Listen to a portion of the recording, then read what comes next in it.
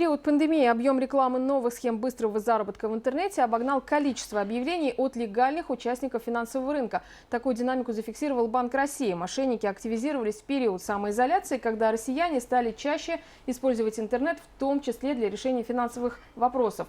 Обсудим ситуацию прямо сейчас в эфире Башкирского спутникового телевидения с нашим гостем. У нас в гостях заместитель начальника отдела безопасности Национального банка по Республике Башкортостан Банка России Наиль Габидуллин. Наиль Вакильевич, здравствуйте. Здравствуйте. Итак, охарактеризуйте, пожалуйста, что происходит сейчас на финансовом рынке с точки зрения безопасности. Какую динамику увидел ЦБ? Действительно, в период текущей эпидемиологической ситуации большинство наших граждан, жителей республики, были вынуждены уйти на так называемую удаленку, на удаленную работу. Кто-то ушел в отпуска. И одним из основных источников информации для граждан это стал интернет. Естественно, мошенники тут же оперативно перестроились и стали атаковать наших граждан посредством социальных сетей, телеграм-каналов, да, с тем, чтобы предложить им возможности заработка в интернете. Граждане, значит, попытаются воспользоваться такой ситуацией. Кто-то из них потерял работу, кто-то из них временно перестал получать деньги для своего проживания, да, и вынуждены были граждане также обращаться, значит, к таким вот якобы возможностям заработать. По каким индикаторам регулятор понял, что это происходит сейчас? Количество обращений увеличилось? Во-первых, увеличилось количество обращений, причем оно увеличилось в разы. Во-вторых, появились жалобы. Мы также мониторим интернет-пространство и видим, на что граждане жалуются и какой рост произошел за этот период времени. Да?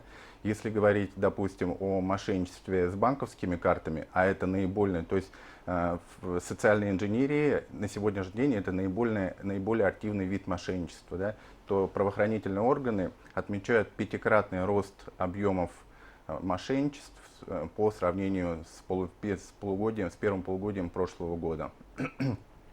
Если говорить в целом по году, по 2019, да, то вот это мошенничество, этот вид мошенничества, он занимает примерно половину среди всех способов мошенничества с использованием социальной инженерии. Мы не устаем говорить гражданам о том, что никому нельзя передавать свои данные, персональные данные, в том числе которые есть на вашей банковской карте, да, то есть вероятность того, что сотрудник службы безопасности кредитной организации позвонит и будет уточнять с вами какие-то нюансы, связанные с вашим текущим платежом, они близки к нулю. В подавляющем большинстве случаев это звонки происходят от мошенников. Поэтому, если даже вам позвонил и сотрудник кредитной организации, всегда не лишним будет прервать разговор, положить трубку и самостоятельно, набрав номер, который написан у вас на вашей банковской карте, самостоятельно перезвонить в кредитную организацию, уточнить, легальный ли это был звонок, либо нелегальный.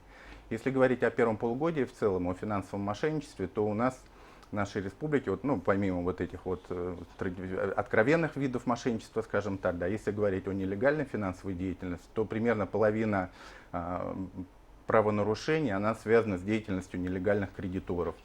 Также нами выявляется деятельность финансовых пирамид. Есть случаи теневой инкассации, это незаконная банковская деятельность, да? И есть случаи так называемого возвратного лизинга, что тоже в принципе является деятельностью нелегальных кредиторов. И давайте поподробнее, Наиль Вакильевич, по всем 4 пунктам, которые вы перечислили, как вы можете охарактеризовать каждый из этих видов мошенничества? Ну, а по поводу нелегальных кредиторов, что можно сказать? Чем грозит гражданину взаимоотношения с нелегальным или, как в простонародье говорят, да, с черным кредитором? Во-первых, у них выше процентные ставки у черных кредиторов по сравнению с легальными участниками финансового рынка. Выше 25%, видимо, это там 30%. Такой уровень, что должно вызывать и подталкивать больше. То есть, если рассчитывать полную неодобрение. стоимость кредита, то она будет намного выше. Вот.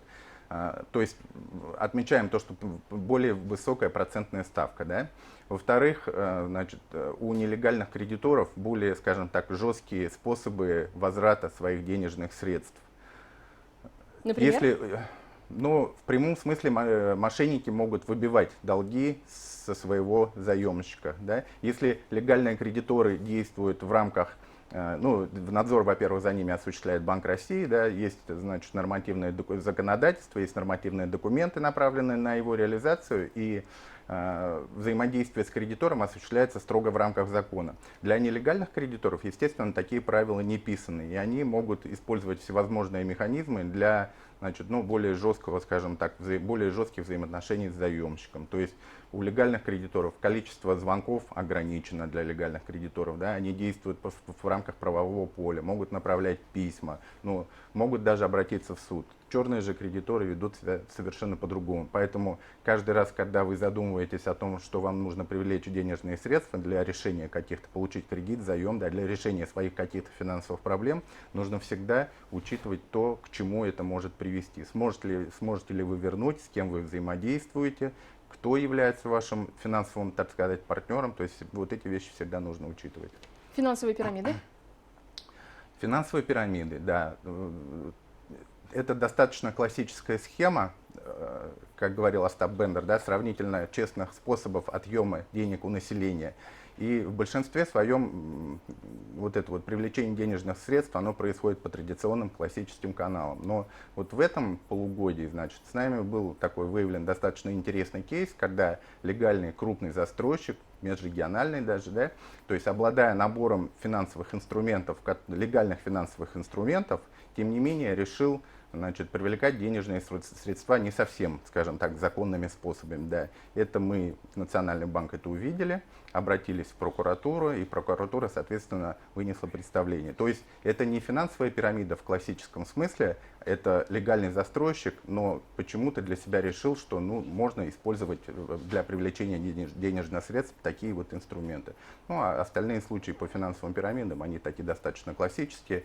Наши граждане должны помнить итоги прошлого года, когда у нас вначале, значит, произошел крах потребительских кооперативов, затем была выявлена сеть, значит, организаций, связанных, имеющих признаки финансовой пирамиды и связанных с кредитной организацией. Об этом уже мы неоднократно рассказывали, то есть повторяться нет смысла. Это не является какой-то уникальной ситуацией для нашего региона. По поводу теневой инкассации, значит, следующий вид, да, это, то есть инкассация — это у нас лицензируемая банковская деятельность в соответствии с законодательством. Ну, была выявлена организация, которая занимается этим в отсутствии лицензии Банка России, да, соответственно, мы также эти материалы передали в прокуратуру.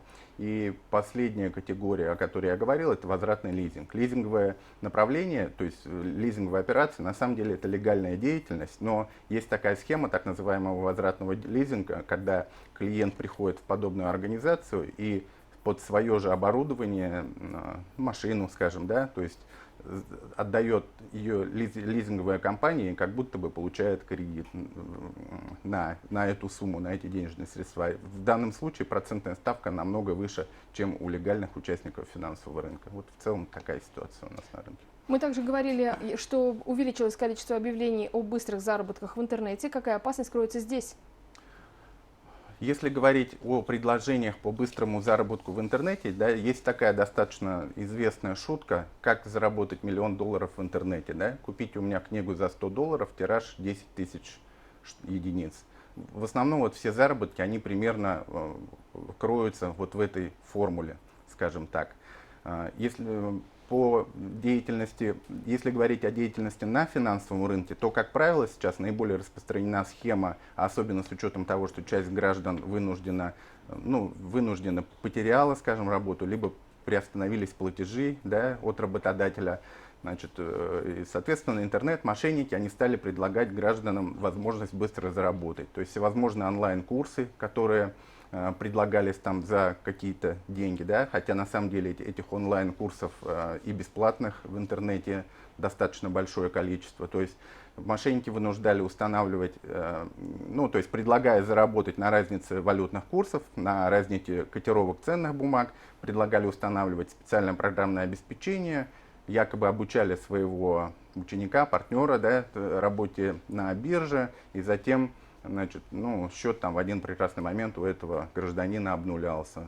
Если гражданин пытался, как говорится, отторговаться, значит, ему предлагались либо займ у того же нелегального черного кредитора, да, и, в общем, пока либо предлагалось ему занять деньги у родственников, там, в том числе под залог недвижимости, и все это двигалось до тех пор, пока этот финансовый поток не иссякал. После этого об этом гражданине мошенники забывали. А он оставался, значит, с долгами, с потерянным доверием родственников, там, своих коллег, знакомых.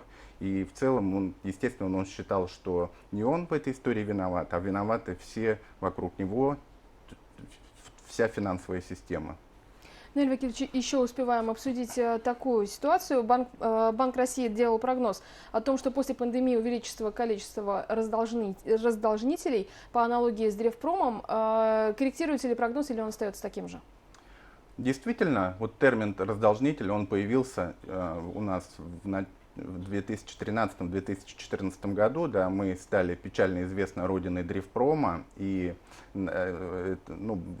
в традиционной классификации финансовых пирамид вот этот термин раздолжнитель появился. И такие организации на сегодняшний день тоже активизировались, начиная с весны этого года. Даже на сегодняшний день действует подобная организация, которая предлагает за 25-30% от долга гражданина некому кредитору, то есть это банку или еще кому-то, да, другой некредитной финансовой организации, погасить перед ним задолженность. Один способ, так называемого ее продукта этой организации, да, а второй продукт у этой организации — это пассивный доход. Пассивный доход, значит, там порядка 1% в один рабочий день, это получается 20-22% в месяц, что, естественно, не соответствует текущей рыночной ситуации, текущим рыночным условиям. Такой раздолжнитель действует у нас на сегодняшний день на территории нашего города, и в том числе и на территории других городов России. Да.